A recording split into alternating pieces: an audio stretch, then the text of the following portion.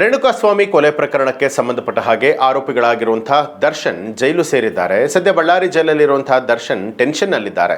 ಹತ್ಯೆ ಪ್ರಕರಣದ ವಿರುದ್ಧ ಪೊಲೀಸರು ಚಾರ್ಜ್ ಶೀಟ್ ಅನ್ನು ಸಲ್ಲಿಸಿರುವಂಥದ್ದು. ಚಾರ್ಜ್ ಶೀಟ್ನಲ್ಲಿ ದರ್ಶನ್ ಬಗ್ಗೆ ಒಂದೊಂದೇ ಸುದ್ದಿಗಳು ಹೊರಬೀಳ್ತಾ ಇದೆ.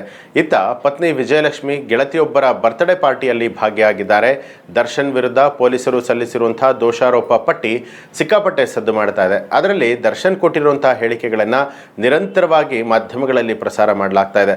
ರೇಣುಕಾಸ್ವಾಮಿ ಹತ್ಯೆ ಪ್ರಕರಣ ದೇಶದಾದ್ಯಂತ ಚರ್ಚೆ ಆಗ್ತಾ ಇದೆ. ಈ ವೇಳೆ ಬಳ್ಳಾರಿಯಲ್ಲಿರುವಂತಹ ದರ್ಶನ್ ಅವರನ್ನ ಇತ್ತೀಚೆಗೆ ವಿಜಯಲಕ್ಷ್ಮಿ ಹೋಗಿ ಭೇಟಿ ಮಾಡಿ ಬಂದಿರ್ತಾರೆ.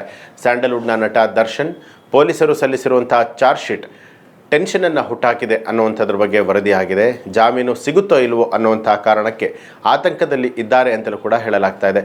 ಈ ವೇಳೆ ಪತಿಯನ್ನು ಜೈಲಿನಿಂದ ಹೊರತರೋದಕ್ಕೆ ವಿಜಯಲಕ್ಷ್ಮಿ ಕೂಡ ಹರಸಾಹಸವನ್ನು ಪಡ್ತಾ ಇದ್ದಾರೆ ಅನ್ನುವಂಥ ಮಾತುಗಳು ಕೇಳಿಬರ್ತಾ ಇದೆ.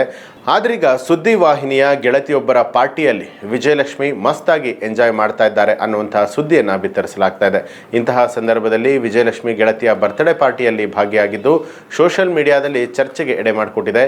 ಗೆಳತಿಯ ಬರ್ತ್ಡೇಯಲ್ಲಿ ಕೇಕ್ ಕಟ್ ಮಾಡಿರುವಂತಹ ಫೋಟೋಗಳನ್ನು ಅವರೇ ಹಂಚಿಕೊಂಡಿದ್ದಾರೆ. ಅಂದಹಾಗೆ ಶ್ರುತಿ ರಮೇಶ್ ಕುಮಾರ್ ಎಂಬ ಇನ್ಸ್ಟಾಗ್ರಾಮ್ ಸ್ಟೋರಿಯಲ್ಲಿ ವಿಜಯಲಕ್ಷ್ಮಿ ಇರುವಂತಹ ಫೋಟೋಗಳನ್ನು ಶೇರ್ ಮಾಡಲಾಗಿದೆ. ಇಂತಹ ಸಂದರ್ಭದಲ್ಲಿ ವಿಜಯಲಕ್ಷ್ಮಿ ಬರ್ತ್ಡೇ ಪಾರ್ಟಿಯಲ್ಲಿ ಭಾಗಿಯಾಗುವಂತ ಅಗತ್ಯ ಇತ್ತ ಅಂತ ಹೇಳಿ ಕೆಲವರು ಕಮೆಂಟ್ ಮಾಡ್ತಾ ಇದ್ದಾರೆ.